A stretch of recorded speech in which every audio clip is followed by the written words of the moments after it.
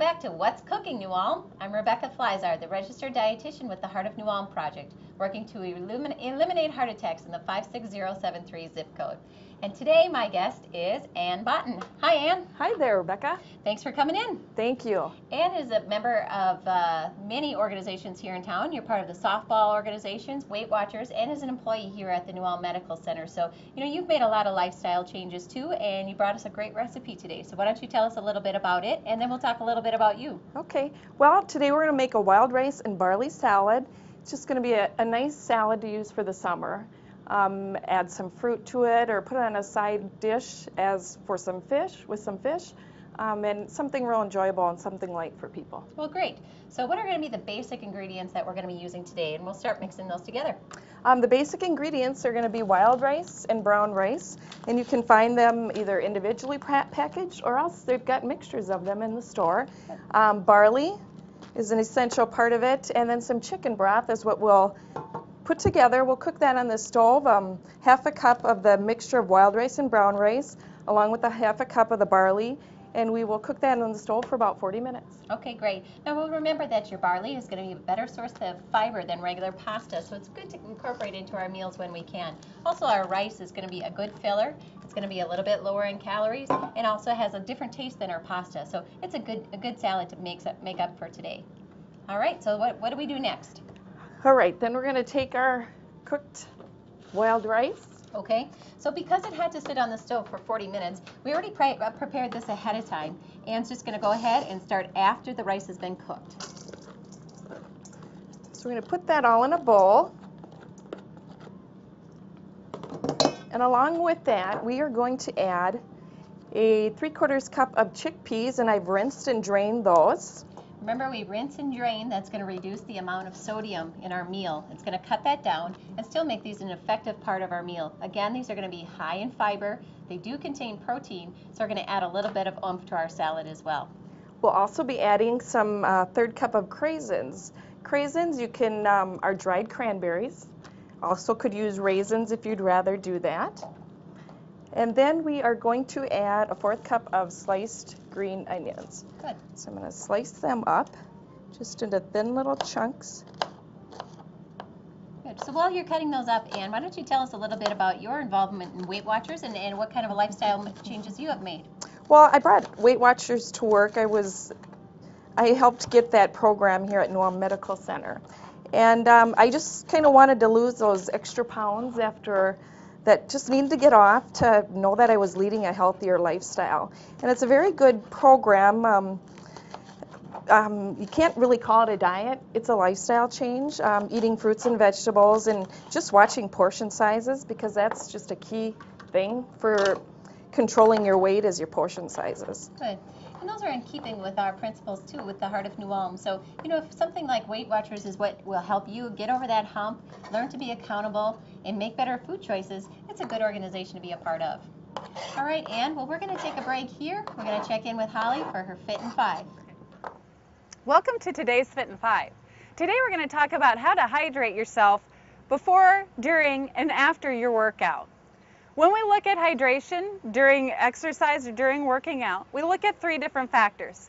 One is the intensity and the duration of your physical activity. The other one is just how much you sweat individually. And lastly, we're going to look at the weather. When we hydrate ourselves, water is usually our best vet. Water is our best source of hydration, and most of the time, water is all we need. It's a good idea to drink about 15 to 20 ounces about a half an hour before your workout. Drink to thirst during your workout, and then go ahead, rehydrate yourself again with more water after your workout. And of course, we need to mention that water is something that you want to drink regularly throughout the day, even when you're not being physically active, just to keep yourself well hydrated all the time. If you're going to exert some energy or have a pretty intense workout for 60 minutes or longer, you can go ahead and hydrate with a sports drink. Usually we recommend a sports drink under the conditions that, like I said, your exercise session is going to be pretty intense and longer than 60 minutes in duration. If you tend to sweat a lot more, I know I sweat a ton when I work out, even when it's not hot. So you can use a replenishment with a sports drink then. Or if the weather is really hot and you tend to sweat even more than you would normally, you can use a sports drink then. But most of the time, water is going to be your best bet, your best friend here. We don't really always need the sports drinks unless it's under those conditions.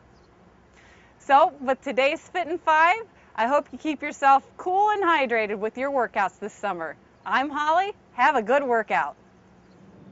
Thanks, Holly. Okay, Ann, where do we go next? Well, now we're going to mix the sauce up that we're going to put on top of this, kind of the dressing we'll call it. So we're going to take 2 tablespoons of red wine vinegar. So what can we expect for flavor with red wine vinegar? Not something a lot of people would use in a usual recipe. Something with it's got a little more zip to it. Okay. Let's put it that way. All right. But again, this is going to be a no-calorie item, so it's a dressing that you can use without adding a lot of calories into your meal, so it's a good choice. Yeah, and then we're going to add a teaspoon and a half of olive oil.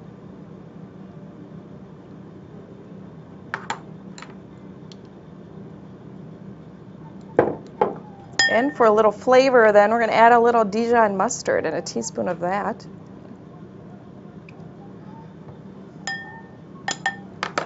Just whisk that all together. Now this recipe actually says that this is enough for 8 servings, and that is a good side. If you use it for a bigger portion of your meal, you can go down to just 4 servings per recipe. Just remember to double the calories that will be listed in the nutrient analysis at the end of the show. Okay. We're going to add that on there. And it looks like there's not a lot of dressing there. You don't need it. Right. It's not plastered with it. You'll refrigerate it for a couple of hours just to let the flavors blend together.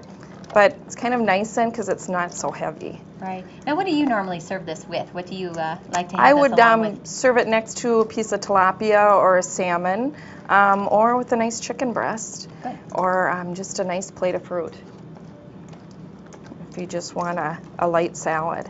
Good. So this high fiber dish is going to work perfect in the summer. Like she said, it's going to be chilled for a couple of hours, so it is a cold salad. It is not a mayonnaise base, so it's going to sustain a little bit better at those potlucks. So that's a good choice to bring. We're going to add a little bit of cracked pepper and just a dash of salt. Stir that back up. Then before you serve it, after you let it chill an hour or two, then before you serve it, we're going to add a little more flavor to it with some basil. Okay. So we're going to chop up a couple tablespoons of basil.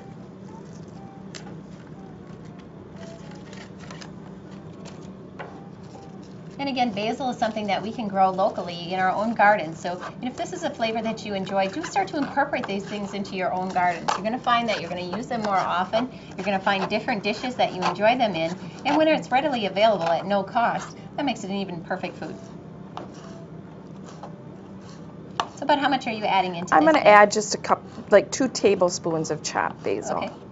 So it's not And a you lot. really do get a lot more flavor from your fresh basil than that over your dried seasoning. So anytime you can use the fresh, it's definitely going to add a lot more to this dish.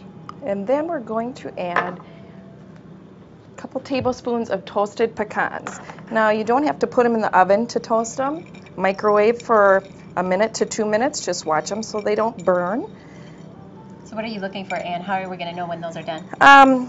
Just you can start to smell them Okay. a little bit more. You can tell they're, but if they start to get too dark, then that's time to end. But they add just a little extra crunch to it. Okay, so that was about a minute you said in the microwave? Yeah, yep. Good. Otherwise you can do it on a pan in the stove. It just takes longer on the stove. Remember, those nuts again are going to add a little bit more protein. It's going to add monounsaturated fats and polyunsaturated, which are going to be beneficial for our cholesterol. It's going to help bring up that good cholesterol and down the bad. Anytime we can incorporate those nuts, that's going to be a great way to get our protein. Then we have that. All right, It's ready so to go. before we're ready to plate this up, let's go ahead and check with Betsy and find out what's new in the Heart of New Ulm. Hi, I'm Betsy Pizer with the Heart of New Ulm Project. Thanks for tuning in to watch the cooking show today. Hope you're learning lots. Just want to let you know that in May we'll resume our cooking classes. On May 25th, we'll have Cooking with Pantry Staples, teaching you how to make heart-healthy recipes with things you already have in your cabinets. Also basics that you get at the grocery store and ways to help you keep the same grocery list every time so shopping is made simple. You can register on our website at www.heartofnewulm.org or call 233-1945 by May 20th to register. Again, it's May 25th at the New Ulm Medical Center, the cooking class. Our cooking classes are $15, and I'm sure you'll get a lot out of it. Also wanted to let you know that we're in the middle of a worksite promotion right now, spring break, and there are more than 400 people throughout town participating in spring break. The goal is to get a minimum of 150 minutes of physical activity each week. You can take a walk during your break at lunch, you can go before or after work, any way you can fit it in, but we're trying to get a minimum of 150 minutes of physical activity each week. You can also break it up into 10-minute segments. I'm sure you've seen Holly's Fit in 5, and that'll provide some great ideas for working out as well. Stay tuned next for our worksite program, which is going to be Grand Slam. Grand Slam is going to help us incorporate a minimum of 5 servings of fruits and vegetables in your diet each day. Thanks. Great, Betsy. Thanks for the update. With so many things going on, we're hoping that everybody can be a part of the Heart of New Ulm. All right, Ann, let's plate this out. Now, it's important for us to have a nice display. It's more likely that people are going to choose a healthier option, right? Right. Okay, so tell us what you're pairing your dish with today. I'm going to put some fresh strawberries. Now is the season where you can enjoy all kinds of fresh fruit, so you really should take advantage of it in the store. So you got some fresh strawberries, some cantaloupe, and then blackberries are one of my favorites, just to add to them. Now, if you'll see, we'll have our fruit servings. Remember, we're working for those 7 to 9 fruits and vegetable servings per day to meet our Mediterranean guidelines. We also have our nuts and our garbanzo beans, adding protein to this meal, as well as the rice and the barley, completing out our starches. So this is actually a complete meal, meeting all of the requirements from the Heart Healthy diet. So that looks great. Yeah. So that would be if you broke this into 4 servings, it's about a reasonable portion size, and you can see that that's going to be quite a filling meal. So it actually looks great, and I think that would be wonderful at a barbecue. Yes, thank you. I think everybody would enjoy that. Yeah, great. Well, Ann, we sure appreciate you coming in and sharing your dish with us today. And that's it for What's Cooking New Ulm. See you next week.